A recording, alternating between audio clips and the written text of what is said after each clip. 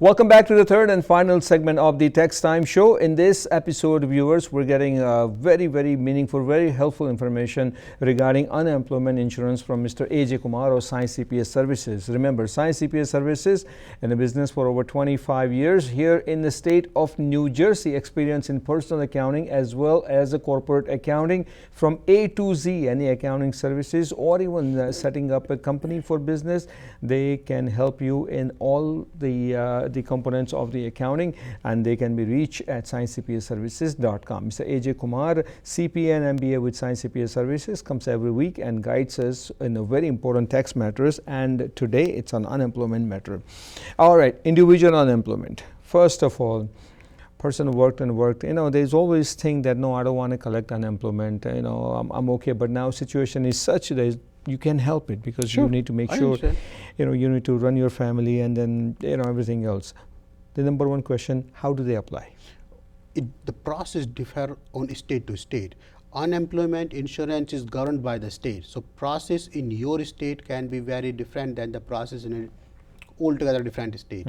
Most states will have a website, a web portal where you can go, put in your social security number, put in your information, where you worked, how much you were earning.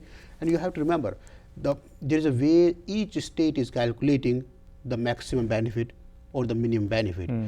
Let's say, for example, in the state of New Jersey, the maximum benefit could be as much as $713 a week. Okay. The way the state is calculating, 60% of your average qualified payroll in last so many months. And if your average qualified payroll, 60% of it turns out to be more than the maximum amount, then you qualify for the maximum amount. Okay. But each state has a different system, different way to calculate, but this is a rough number.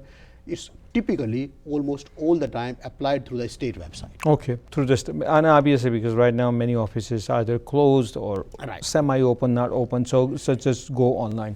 If someone has been working full-time for the company and luckily they still have a job, but their hours has been cut. Right. From 40 hours, let's say they come down to 20 hours. Can they apply for an unemployment? Will they qualify? Absolutely, depending on how many hours have been cut. If somebody is working part-time, so think about it. In theory, they have lost certain wages. If they were working 40 hours and now they are working 20 hours. So the 20 hours worth of wages has been lost. So we'll use the 20 hours of lost wages and take 60% of it to qualify them for their weekly benefit. Okay. But the good thing is, even if you are qualified for $1 of unemployment insurance, you still get $600 from the federal government under the PUA benefit, under the pandemic unemployment insurance that we talked about in the second segment. So irrespective of how much you get under the unemployment from the state, you could be getting the maximum or minimum. As long as you qualify for the state unemployment benefit, you get $600 from the PUA benefit. So please don't just discard it. Don't think, oh, there's not enough money for you to apply. Even if you get $1 over there, you still get $600. Good point.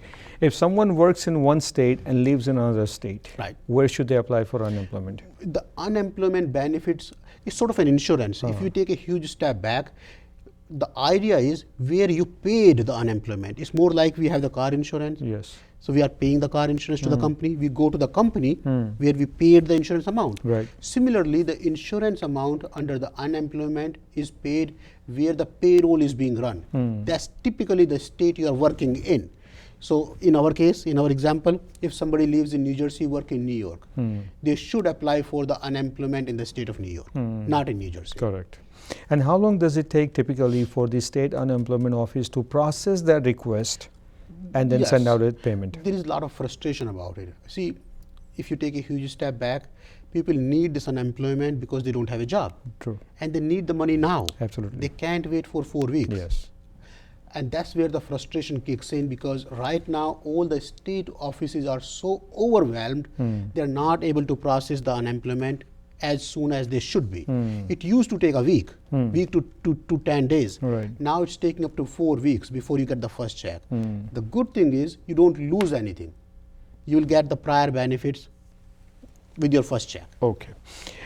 Here comes two questions to my mind, and these are just a spur of the moment questions. Okay, let's see. I'm going to try to put it into most simplest term as possible.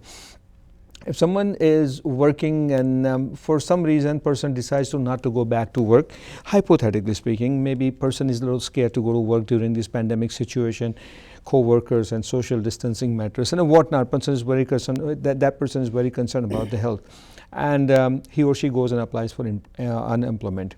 Can employer dispute that benefit? In theory, the employer has the right to dispute the benefit, and the onus remains on the employee to justify that the employer is not able to provide the right, secure, safe environment for them to work. That's where they're not going. Okay. In a typical situation, if employer disputes the unemployment benefit, the state will simply deny the benefit. But right now, under this pandemic situation, the state and the federal government, they're working together. We understand a lot of people are genuinely afraid to go back to work. Not that they don't want to go back to work. They really want to do the work. They want to go back, but they have younger children. I want to go back, but I can't really send my kids to daycare. I don't feel safe about it. It's not about money. It's not about me being not going to work. In those situations, you can still get the unemployment benefit. Okay, good point. And the other question I have is, many people I know, they are kind of either confused or misunderstood or not having enough information. They think that if they receive unemployment, right, it will affect their Social Security when they are eligible for Social Security. There are two different things. And there is a lot of confusion, as you rightly put. So where is the confusion coming from? Let's say if somebody has 10 years worth of work history. Please understand, in order to qualify for Social Security benefit, you have to have 40 quarters in there. Let's say out of 40 quarters, you have been claiming unemployment every year or every other year, hypothetically. Let's exaggerate the situation. Then you haven't contributed enough to the Social Security pool. Oh, I see. That's where the Social Security gets affected. It's not because you claimed the unemployment. Is only because you did not contribute enough to the Social Security fund. If you look at the same example, if you have $1 million job and you work for 6 months, you have already contributed the maximum for that year. Correct. Then your benefits are not affected even if you are claiming the unemployment. If you take a huge step back, the reason the Social Security benefits are getting affected because in the year you claim the unemployment, you're not contributing sufficient amount to your Social Security Correct. fund. So constantly taking advantage of unemployment insurance every year, right? Obviously, it's going to affect your Social Security in the long term. It can if you're not contributing Enough maximum into amount it. or Okay. enough amount to the Social Security fund. Good. That's enough with the unemployment insurance because we're running out of time. Anything else you'd like to add? Because I have a question regarding PPP, which we discussed earlier. Absolutely. Go ahead with the question. So I just want our viewers to know, don't feel discouraged. Not about being unemployed. A lot of people are unemployed. The US has not seen this much unemployment ever in the history of this country. So if you have to take the benefit, do what you have to take. There are a lot of people who are doing the same thing. And unemployment benefit does not affect your Social Security benefit. You have enough time to contribute more money. The Social Security will take only 40 quarters, just 10 years.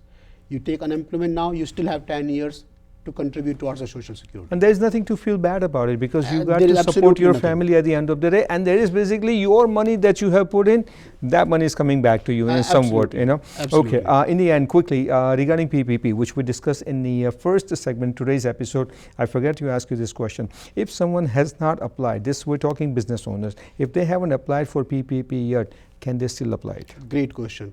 So right now you have up until June 30th. We still have few weeks to apply for PPP funding.